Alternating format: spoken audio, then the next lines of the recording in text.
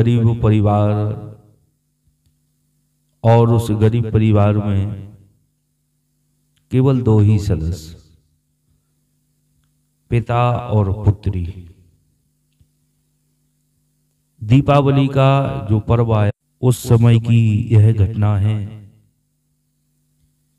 पिता की पुत्री के अलावा इस संसार में और कोई भी नहीं था। वह अपनी पुत्री के लिए सर्वस्व अपने प्राण भी निछावर करने को तैयार था। लेकिन गरीबी साहब ऐसी होती है, जिसने गरीबी को देखा है वही गरीबी को समझ सकता है। बाकी लोग गरीबी को नहीं समझ सकते। गरीबी में जो खास रिश्ता होता है वो भी टूट जाता है। तो महाराज वह पिता अपनी पुत्री के लिए सब कुछ करता, उसको नए वस्त्र लाता, भोजन लाता, उसकी हर इच्छाओं की पूर्ति करता। एक दिन क्या हुआ कि उसकी पुत्री बीमार पड़ गई और ऐसा संयोग जुड़ा कि उस बीमारी के कारण उसके प्राण चले गए, क्योंकि इतनी व्यवस्था नहीं थी उसके पास में कि वो उसके प्राण बचा सके। उसको अफसोस हुआ अपने ऊपर कि मैंने सब कुछ किया लेकिन मैं अपनी बच्ची के प्राण नहीं बचा सका। और चिंतित वह डिप्रेशन में चला गया, एक पागल की तरह घूमने लगा। लेकिन एक दिन उसने एक अचंभा, एक ऐसा दृश्य देखा कि जिस दृश्य को देख के हर कोई भी पागल हो सकता है। उसने देखा दीपावली का सुंदर पर्व, सभी लोग अपने दीपों को प्रज्वलित कर रहे हैं, दीपों को जला रहे हैं। कोई लक्ष्मी जी का पूजन कर रहा है, कोई पटाखे चला रहा है। तो उसने देखा कि बहुत सारी बच्चियां दीपों को जला रही हैं और उन दीपक को जलते हुए देख उसको ख्याल आया कि मेरी बच्ची भी अगर होती ना तो वो भी ऐसे ही दीपों को जला रही होती, मैं भी उसको आतिशबाजी ले जाता, मैं भी उसको मिठाई ले जाता। और मन में विचार करता करता वो गिर पड़ा और उसकी आंखों से आंसू बहने लगे।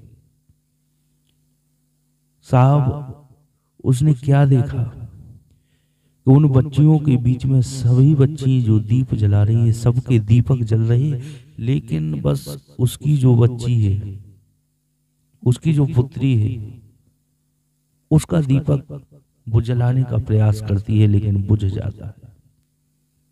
उसने देखा कि मेरी बच्ची बार बार दीपक जलाती है और वो बुझ जाता है। तो उससे नहीं रहा गया और वो पूछने लगा, बेटी तू दीपक जलाती है और तेरा दीपक बुझ जाता है, और ये तेरी सहेलियां जो दीपक जला रही हैं इनके दीपक जल रहे हैं, तेरा ही क्यों बुझ रहा है? आहा, क्या सुंदर उसने जवाब दिया है। बोले, पिताजी मेरा दीप बुझता है उसका कारण आप ही हैं। कहा, बेटा मैं दुर्भागा बाप तेरा, मैं तेरे दीप बुझने का कारण कैसे हो गया? वो पुत्री रोते हुए बोले, पिताजी मैं जिस दिन से आपको छोड़ के गई ना, उस दिन से आप ऐसे रोते हैं, ऐसे रोते हैं मेरी याद में कि मैं यहाँ दीप जलाती हूँ और दीप जलने को होता है कि आपकी आंखों के आंसू आके इस दीप के ऊपर गिर जाते हैं, दीपक बुझ जाता है। पिताजी अगर आप चाहते हैं कि मेरा दीप जलता रहे तो आप मेरी याद में इतना मत रोया करें, आप मेरी याद में इतना मत रोया करें। जैसे ही उस पिता ने ये सुना है तो अपना दिल कठोर किया, पत्थर के जैसा। धन्य है ऐसी पुत्रियों के लिए जो अपने माता पिता की आन बान शान को देख के रहती हैं, चलती हैं। आज संसार में लोग पाश्चात्य सभ्यता को अपना रहे हैं। अरे जिस माँ बाप ने 9 महीने, जिस माँ ने हमें गर्भ में रखा, हम उन माता पिता को छोड़ के और अन्यत्र चले जाते हैं, अन्यत्र भाग जाते हैं। अरे अगर आप उनके नहीं हुए तो आप किनके होगे साहब? जरा समझिए, हमारा सनातन हमें क्या शिक्षाएं देता है, हमारा सनातन हमें क्या सिखाता है। इस बात को जीवन में ध्यान रखें और अपने माता पिता की आन बान शान को बनाए रखें। आप जीवन में सदैव आगे बढ़ेंगे, उन्नति करेंगे। दीपावली इस पावन पुनीत अवसर पर आप सभी को अनंत अनंत शुभकामनाएं। लक्ष्मी नारायण गणेश जी महाराज रिद्धि सिद्धि सदैव आपके ऊपर कृपा बनाए रखें। जय श्री राम, जय सिया राम, जय राधे श्याम।